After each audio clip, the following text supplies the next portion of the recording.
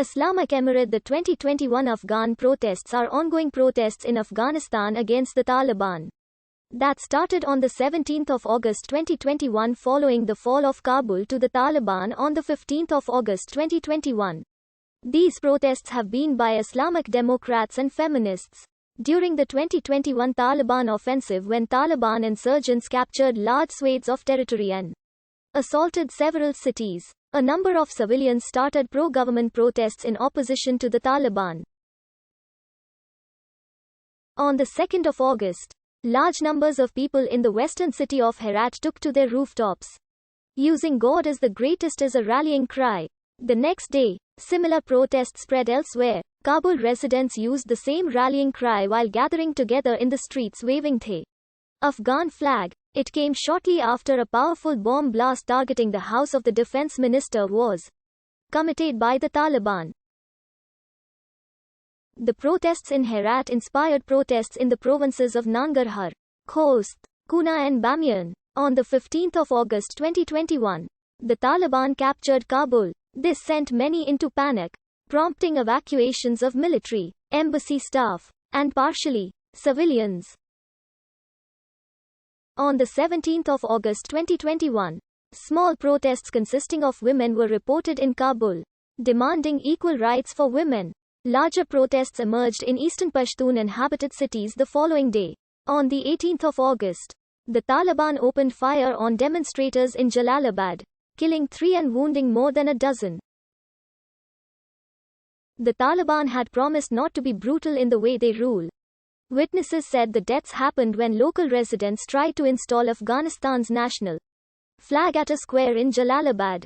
There were also reports of people trying to plant Afghanistan's national flag in the eastern cities of Khost and Asadabad. The next day, the 19th of August, Afghan Independence Day, protests were reported as spreading to more cities, including large separate protests in Kabul, with 200 people gathered in one demonstration before it was broken up by force by the Taliban. Later on the 19th, some outlets reported that the protests in Kabul had swelled to thousands of protesters. There were multiple reports of the Taliban flag being torn down and replaced by the flag of the Islamic Republic of Afghanistan, and protesters were reported as flying the latter flag. Several protesters were reported killed after they were fired upon while they were waving national flags during Afghan Independence Day in Asadabad, where hundreds of people were described as joining the protest in Kabul on the 19th. A procession of cars and people carried a long Afghan tricolor in a symbol of defiance. In Khost province on the 19th, the Taliban violently broke up another protest and declared a 24-hour curfew.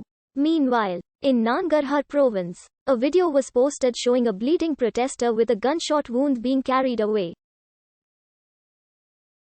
Amrullah Saleh, formerly the vice president and the declared acting caretaker president of Afghanistan by the Panjshir resistance per the Afghan constitution in the event of the flight abroad of former President Ashraf Ghani, saluted protesters, who carry the national flag and thus stand for dignity of the nation. On 19 August, however, the priority of the US is still geared towards securing the perimeter of the airport, as well as raising the number of evacuees out of the capital Kabul.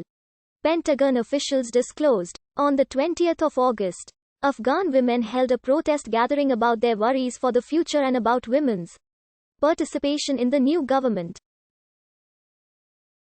Human rights activist Fariha Acer stated, "We will not relinquish our right to education, the right to work, and our right to political and social participation.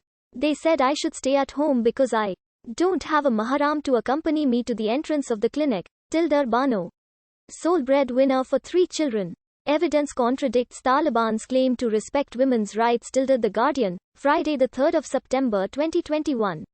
On the 2nd of September, 24 women in Herat held a street protest, calling for women to be included in the Taliban government and for all working women to be allowed to return to work.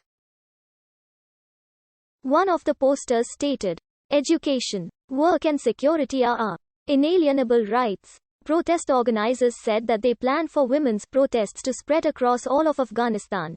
A similar women's protest took place in Kabul on the 3rd of September.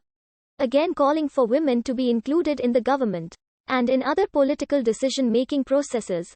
The protesters called for women to defend improvements in their rights gained during the first 2 decades of the 21st century. Another women's protest held in Kabul on the same day appeared to have been blocked by Taliban forces. According to a video circulating on online social media, civil rights protests continued on the 4th of September in Kabul, including journalists and other activists, mostly women, as they marched towards the presidential palace.